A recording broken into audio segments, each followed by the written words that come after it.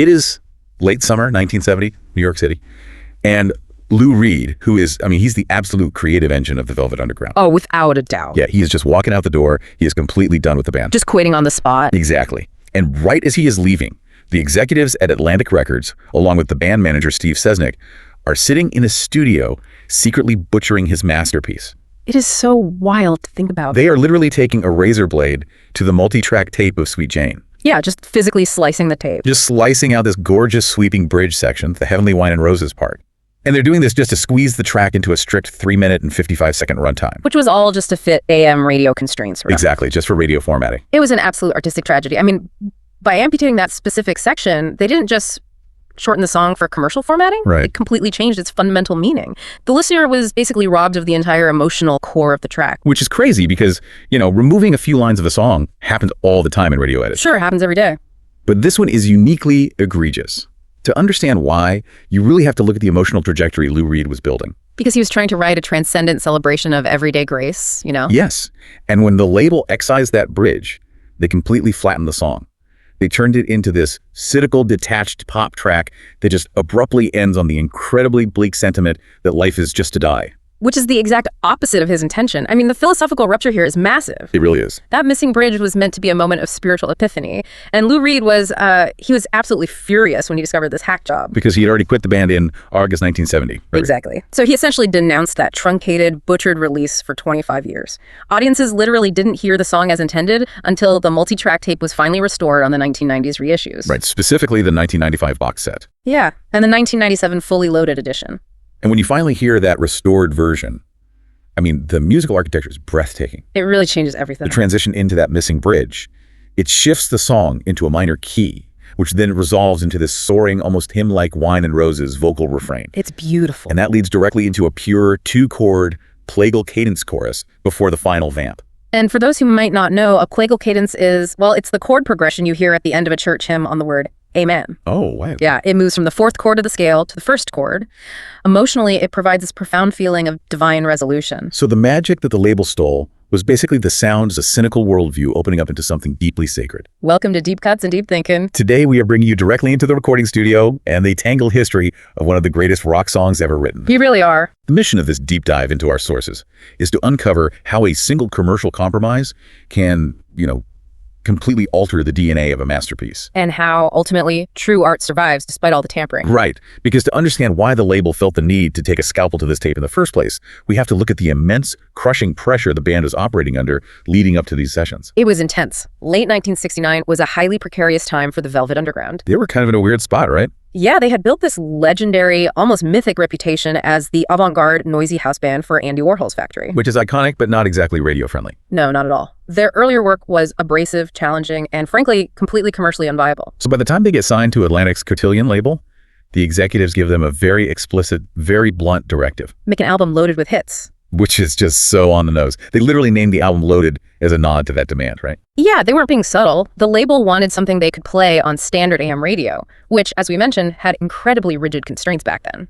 And the internal dynamics of the band were shifting dramatically at the exact same time, which severely impacted their signature sound. Right, because their regular drummer, Maureen Tucker, known to everyone as Mo Chanel, she was on maternity leave. And her absence fundamentally changed the rhythmic foundation of the band. Completely. I mean, Mo Tucker's drumming style was entirely unorthodox. She stood up to play, didn't she? Yes. She rarely even used cymbals, which meant she wasn't filling the high-frequency spectrum with crashing sounds. So what did she do instead? Instead, she focused on this primal, tribal floor tom pounding using mallets. It created a hypnotic rolling drone that basically defined the early Velvet Underground sound. Wow, okay.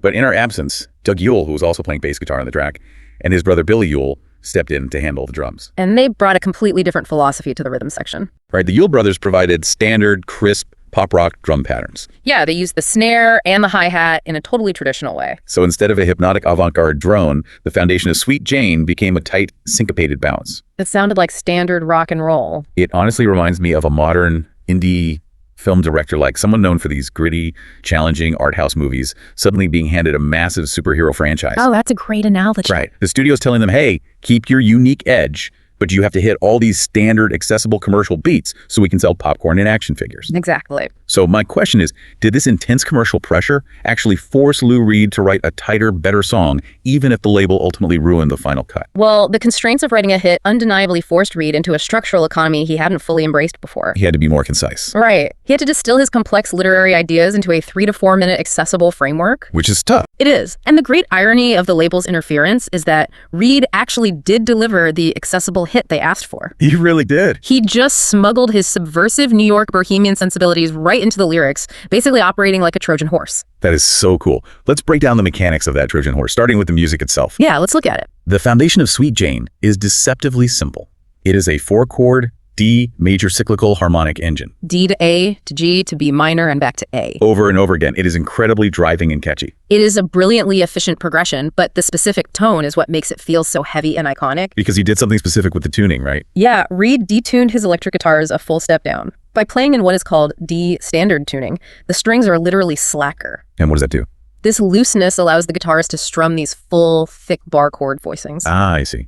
Because when you strum a guitar that is tuned down like that, you aren't just hearing the core notes. You are generating a really rich, overdriven overtone profile. And overtones are those extra higher harmonic frequencies that ring out sympathetically when you strike a string. And Reed was pushing all of this loud, cranked up through high wattage Sun vacuum tube amplifier. And the vacuum tubes are crucial here. Why is that? Well, unlike solid-state modern amplifiers, vacuum tubes physically compress the sound when they are pushed to their limit. They add a warm, roaring distortion. Oh, that makes sense. That combination of slack strings, ringing overtones, and glowing vacuum tubes gives that bright, percussive pop riff a very heavy, gritty undercurrent. It just sounds tough. It really does. And then, over that massive, jangly riff, he paints a picture that completely subverts 1950s suburban tropes. He really goes for it lyrically. We are introduced to these two characters, Jack and Jane. Jack is a banker, Jane is a clerk. Very normal working-class couple. Right. They're sitting by the fire, listening to classical music on the radio, specifically the March of the Wooden Soldiers. But then Reed drops in this detail. Jack is in a corset, and Jane is in a vest. It is a masterful casual subversion. Totally. He takes this very heteronormative nuclear family iconography and quietly turns it inside out. Because the corset is a historically hyper-feminized garment of constraint. Right, and Jack the banker is wearing it to relax, while Jane the clerk is wearing a masculine vest. He is totally normalizing gender nonconformity. Absolutely. Reed is taking the reality of the Warhol factory. You know, the drag queens, the queer iconoclasts, the people he spent years living and creating with, and placing that reality right in the middle of a mundane domestic setting. He isn't sensationalizing their lifestyle at all. No, he's simply saying, this is just how Jack and Jane unwind after a long day at the bank. And he contrasts that quiet domestic freedom with the evil mothers, which is, it's his term for societal cynics. The moral arbiters. Yeah, exactly. People who tell you that everything is just dirt.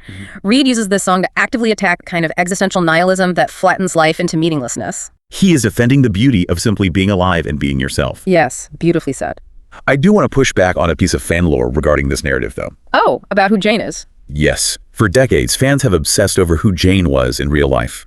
People love to theorize that she was Andy Warhol's associate, baby Jane Holzer. Or they say that Jane was just a slang metaphor for marijuana or narcotics. Right, because audiences often crave a literal one-to-one biographical translation for famous songs. They want it to be a diary entry. But the sources on Lou Reed's background shut that down completely. How so? Well, before he was a rock star, he studied literature at Syracuse University under the poet Delmore Schwartz. Oh, that's a serious literary pedigree. Exactly. Reed was deeply invested in the tradition of the great American novel and urban realist literature.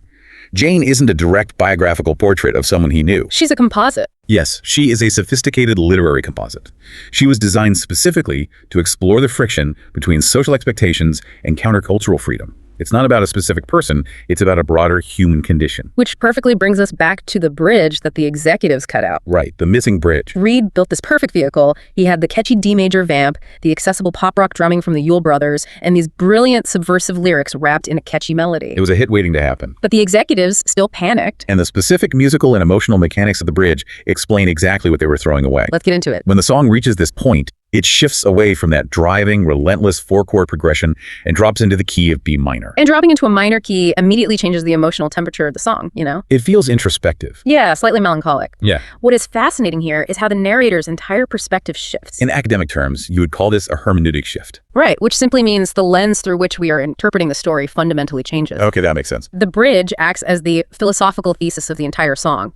Without it, the narrator is just a detached, cynical observer looking at Jack and Jane and the evil mothers from a distance. Right, so without the bridge, it leaves the listener with the impression of, look at these people, life is a joke, but hey, I'm in a rock and roll band. Exactly. But with the bridge included, that perspective elevates dramatically. How so? The domestic life of Jack and Jane is lifted from dreary urban subjection into a state of quiet, sacralized joy. Wow. The lyrics transition to a deeply vulnerable state. Heavenly wine and roses seem to whisper to her when he smiles. That is just beautiful. It is a moment of profound empathy and human connection. The words heavenly wine and roses provide this incredible lyrical release. They really do. And that lyrical release perfectly sets up the musical release of the Plagal cadence we talked about earlier. That amen feeling. Yes, that feeling of divine resolution. Which really makes me wonder about the psychology of the people running the label. What do you mean? Well, is it possible the executives weren't just terrified of the runtime exceeding AM radio standard? Is it possible they were subconsciously unsettled by the emotional vulnerability of that bridge? Oh, that is interesting. Because it is this sudden, almost religious yearning that interrupts what is otherwise a very cool, streetwise rock song. That is a very compelling psychological read on the situation. Right. Because the music industry, especially at that time, was very comfortable with rock and roll being cool, detached, and rebellious. Cynicism is safe. Exactly, cynicism sells. But genuine, unironic, spiritual yearning. That's a harder fell. That is incredibly vulnerable. It asks a lot of the listener. It breaks the cool facade. It wouldn't surprise me at all if that vulnerability made the executives just as uncomfortable as the track length did. They wanted a commercial hit, not a spiritual hymn. But because that spiritual bridge was amputated, the song was left with a gaping emotional hole. The definitive studio version was totally compromised. But because it was fractured, Sweet Jane refused to be locked into a single text. It became an elastic canvas. Other artists intuitively felt that void. Yeah, and the song started mutating wildly depending on the era and the artist performing it. The textual history of the song is just a fascinating study in evolution. It just keeps reincarnating in different genres. Like in 1972, the English glam rock band Mott the Hoople recorded a cover version. Oh, I love this version. And this version was actually produced by David Bowie, who was a massive fan of the Velvet Underground. Bowie encouraged Mott the Hoople to record it, and they completely transformed the mechanics of the track. They really did. They slowed the tempo way down, turning it into a very heavy shuffle. By slowing the tempo, the song becomes massive. It transforms from a street corner observation into an arena rock anthem. It becomes a communal experience. And Ian Hunter, the lead vocalist for Mott the Hoople, actually matched his vocal phrasing from a reference tape that Lou Reed personally provided in the studio. Which is such a cool detail. So you have this grand, soaring glam rock version. But then, just 2 years later, Lou Reed completely reinvents the song himself on his 1974 live album, Rock and Roll Animal. That version is blisteringly aggressive. It is intense. He transposes the whole song up from D major to E major. Which makes a huge difference. Right, by shifting the key up to E major, Reed moves the song into the natural ringing resonance of a standard rock guitar. It literally makes the instruments sound bigger and more aggressive. And he pushes the tempo up to roughly 126 beats per minute. Very fast. And Steve Hunter, playing lead guitar, performs this epic 3.5-minute instrumental overture before Reed even walks onto the stage. Notably, in that arena heavy metal version, Reed completely omits the Wine and Roses bridge. Really? He left it out of his own show. Yeah, he adapted the song to fit the aggression and the massive spectacle of the environment. A quiet, spiritual hymn doesn't translate well when you're playing high-speed rock to a screaming stadium. It is as if he knew the bridge simply didn't belong in a heavy metal show. Exactly. But then, the ultimate reincarnation happens. Fast forward to 1988. The Canadian alternative country band, Cowboy Junkies, records a version for their album, The Trinity Session. This represents perhaps the most radical departure from the original intent, while simultaneously returning to the song's spiritual core. The recording process was stunning. Tell them about the mic setup. It's wild. Okay, so they recorded it live, in a single night, inside the Church of the Holy Trinity in Toronto. And they used just one single ambisonic microphone. One microphone for the whole band. Yes. An ambisonic microphone doesn't just record the instrument right in front of it. It captures the three-dimensional acoustic space of the room. So you're hearing the actual reverberations bouncing off the stone walls of the church. It is a slow, ambient, alt-country ballad. Margot Timmons is almost whispering the lead vocals. And crucially, they famously restored the Wine and Roses bridge. They literally brought the hymn back into a physical church. By slowing it down and stripping away the heavy distortion, they highlighted the empathy that Lou Reed originally wrote into the lyrics. And Lou Reed absolutely loved it. He publicly called the Cowboy Junkies cover the best and most authentic version of the song he had ever heard. Which is amazing, considering it sounds completely different from the 1970s studio track. The history of this song reminds me of ancient mythology or oral traditions, you know. How so? There is no single true version of the text. The song shifts its shape from a gritty glam rock shuffle to an aggressive heavy metal sprint to an ambient folk ballad. Depending entirely on who is telling the story. Exactly. And what the culture needs to hear at that specific moment. The song's elasticity is exactly what allowed it to survive. If the label executives had never cut the bridge, maybe Sweet Jane would have just been a static, finished piece of art that people enjoyed and moved on from. That's a great point. But because it was fractured, it invited constant reinterpretation. Every single artist who covered it, and even Lou Reed himself throughout his solo career, was trying to solve the emotional puzzle of Sweet Jane. So what does this all mean for you listening right now? Yeah, what's the takeaway here? Well, Sweet Jane is a masterclass in how true art can survive commercial sabotage. Whether you are dealing with painful compromises in your own professional life or navigating interference in your own creative projects, remember this. The core DNA of a truly great idea can endure. The deep empathy and that unstoppable four-chord engine of this song survived the executives' razor blades. It really did. It might take decades, or it might take an entirely different person interpreting your work in a different context to fully realize its potential. But the truth in the work always survives. It finds a way to surface. The foundation Lou Reed built was strong enough to withstand the immediate destruction of the studio edits. It also leaves us with a really fascinating, somewhat provocative thought to mull over. Oh, what's that? We've spent this entire time dissecting the tragedy of Atlantic Records tampering with the song. Yeah, the razor blade incident. But if the Velvet Underground had never been pressured by those executives to make a commercial pop hit, if they hadn't been given the blunt directive to make an album loaded with hits, would Sweet Jane have ever existed in this memorable, brilliant form? It is entirely possible it wouldn't have. I mean, they were coming off of some very extreme, abrasive, experimental music. Exactly. Without the mandate to write a hit, Reed might not have challenged himself to operate within a pop structure. Exactly. Would it have just been an inaccessible 15-minute avant-garde noise track that only a handful of people ever listen to? It's very likely. Perhaps the very commercial friction that artists absolutely despise is exactly the crucible required to forge a timeless, accessible masterpiece. That is a great way to put it. Maybe you need the suit in the room, holding the stopwatch, to force you to condense your sprawling genius into something the rest of us can actually sing along to. It is the ultimate paradox of popular art. The friction creates the fire. Without the rigid boundaries of commerce pushing against the freedom of art, you might not get the diamond. The friction creates the fire. I absolutely love that. And that brings us to the end of our deep dive into the history and the mystery of Sweet Jane. If you like this episode, please support the show by liking and subscribing.